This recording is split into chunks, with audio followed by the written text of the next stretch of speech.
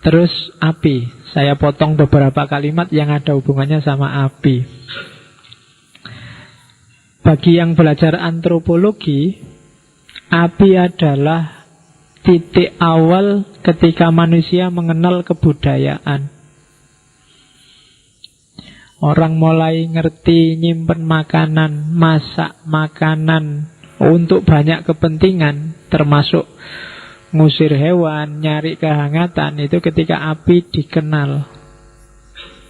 Ya nanti kapan-kapan kamu surfing coba dibaca sejarahnya api, termasuk segala mitologi yang berhubungan dengan api. Kalau di Yunani diyakini api itu yang punya dewa petir, rajanya dewa Zeus.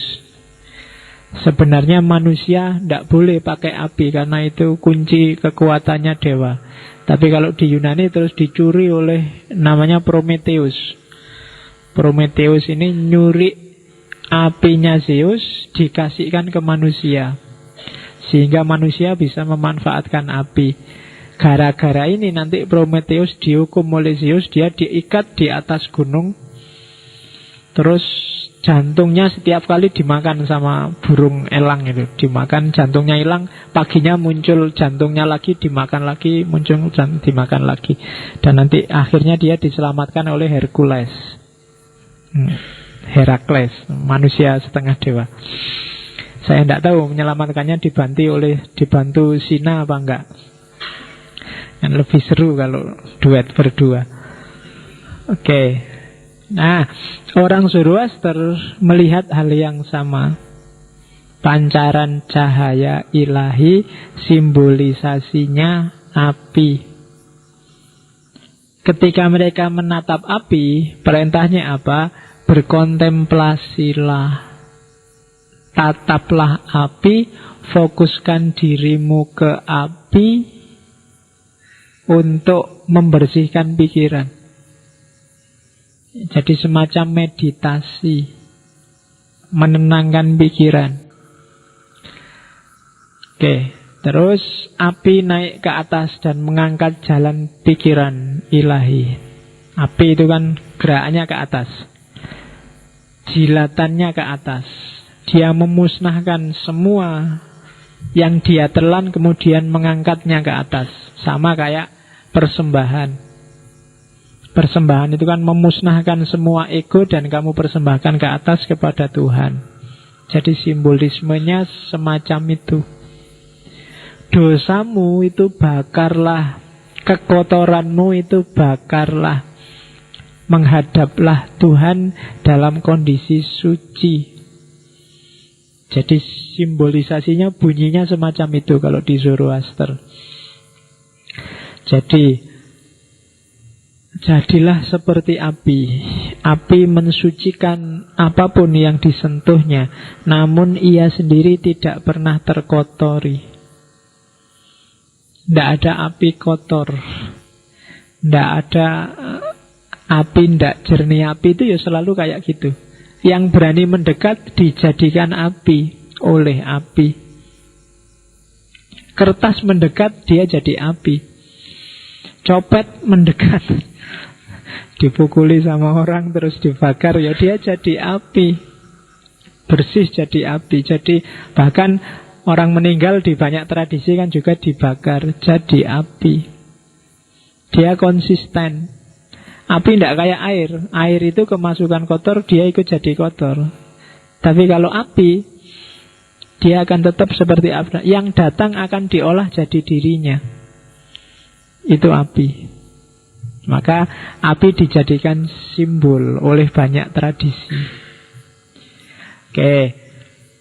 Jadi mungkin ada yang pernah latihan meditasi. Biasanya fase-fase awal kalian disuruh konsentrasi menatap lilin. Ya kan? Saya tidak tahu mungkin kenapa kok lilin. Ya kamu tanyakan ke mastermu, gurumu, ustadzmu, ngapain kok lilin, mbok menatap TV apa menatap HP apa doai. Ngapain kok ya lilin gitu kan. Coba tanya rahasianya apa.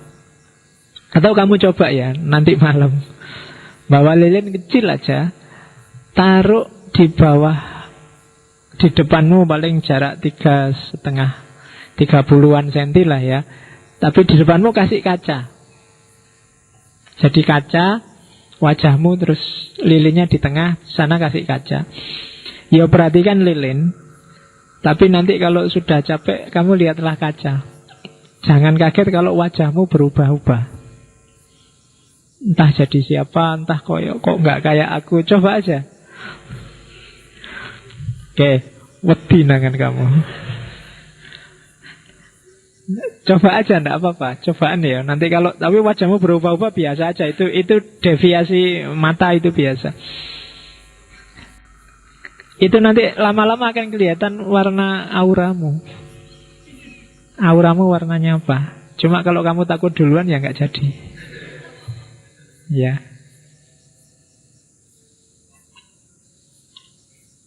Ya aura itu menunjukkan karaktermu. Dan itu kalau auramu agak surem, remeng-remeng, apa ndak jelas apa saatnya harus diperjelas biar hidupmu enak. Kalau kamu sedang galau, itu auranya juga berubah. Sebenarnya setiap orang bisa merasakan. Kalau kamu ketemu temenmu nggak ngomong aja, dia sedang sedih, kan kamu bisa merasakan. Oh ndak kayak biasanya ya, itu biasanya ada hubungannya sama aura. Kamu kan nggak pernah belajar aura, yang kamu pelajari aurat. Kamu tiap hari nonton aurat, nggak pernah belajar yang gitu-gitu. Oke. Terus kematian. Dia punya filosofi yang khas. Orang-orang ini tentang kematian. Saya kapan itu baca buku yang luar biasa dari tradisi Hindu tentang perjalanan jiwa setelah mati. Jadi setelah kamu meninggal, nanti akan melihat cahaya yang warnanya ini.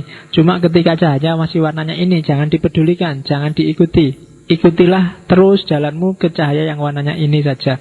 Nanti di level, tapi perjalanannya saya tidak tahu itu yang nulis pernah mati balik lagi apa gimana. Tapi bisa detail menjelaskannya. Setelah perjalananmu ini selesai, kamu akan dikasih pilihan macam-macam. Nah, kalau ada yang tertarik silahkan. Jadi perjalanan jiwa setelah mati. Jadi termasuk kapan putus apa? Karena jiwa kita dengan jiwa astral itu ada semacam talinya. Itu yang bikin tiap kali mimpi kita bisa balik lagi. Kalau tali ini putus, itu yang disebut meninggal. Nah itu kapan itu filosofi kematian khas Hinduisme. Oke, katanya orang Zoroaster, kehidupan masa kini adalah awal kehidupan yang akan datang. Kehidupan ini merupakan tirtayatra, perjalanan suci ke kehidupan yang lebih tinggi. Mirip dengan hampir semua agama yang bilang bahwa hidup ini hanya mampir dari perjalanan kita yang panjang. Jadi mati itu semacam posko sementara sebelum kita melanjutkan perjalanan lagi. Ya nanti puncaknya perjalanan kalau di Hindu ya ketemunya nirwana, moksa di Buddha. Kalau di Islam nanti ada surga. Meskipun di banyak naskah surga itu ya bukan terakhir. Ketemu terakhir itu ya ilaihi roji'un. Jadi kita itu ketemu terakhir ya sama Allah, menyatu bersama Allah. Surga juga termasuk salah satu posko yang harus kita singgahi. Terus katanya Zoroaster, jangan melarikan diri dari kematian, karena tidak ada yang dapat musnah sebelum waktunya tiba. Dan tidak ada yang dapat menyelamatkanmu dari kematian sewaktu saatnya sudah tiba. Sangat Al-Quran kan, la yastakhiruna sa'atan wa la yastaqdimun. Idza jaa ajaluhum, kalau ajalnya sudah datang, ya ndak bisa ditunda. Kamu nggak bisa lari. Oke, itu kan kayak ceritanya siapa? Nabi Sulaiman ada punya sahabat. Satu ketika ada malaikat Israel datang ke Nabi Sulaiman, datang, saya tanggal 7 mau nyabut nyawanya sahabatmu ini. Oh, sama Nabi Sulaiman, wah, kamu nyawanya mau dicabut ini. Terus dia pergi jauh, pokoknya biar nggak ketemu malaikat Israel. Terus 2 hari kemudian malaikat Israel datang, loh, kemana sahabatmu tadi? Dia takut, katanya 7 hari lagi mau dicabut nyawanya. Malaikat Israel malah bilang, itu yang saya bingung. Saya merasa nyabutnya nanti nggak di sini, kok orangnya ada di sini kemarin. Oh, ternyata sudah pas sekarang dia datang ke sana.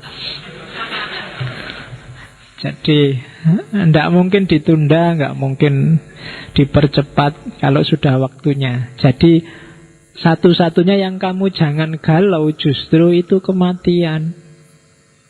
Kebalik kan, kamu sumpek luar biasa. Banyak orang stres luar biasa karena takut mati. Justru satu-satunya yang jelas dalam hidup kita adalah kematian. Yang lain nggak jelas semua. Besok anakmu berapa nggak jelas. Besok kamu sukses apa nggak jelas. Besok kamu mau jadi apa nggak jelas. Justru yang jelas satu-satunya, setiap orang besok mesti mati. Jadi kamu nggak perlu galau, nggak perlu mikir, nggak perlu sumpek tentang kematian. Terus hitunglah setiap hari ibarat anak tangga ke arah kematian, dan hiduplah setiap hari seakan-akan hari ini hari terakhirmu.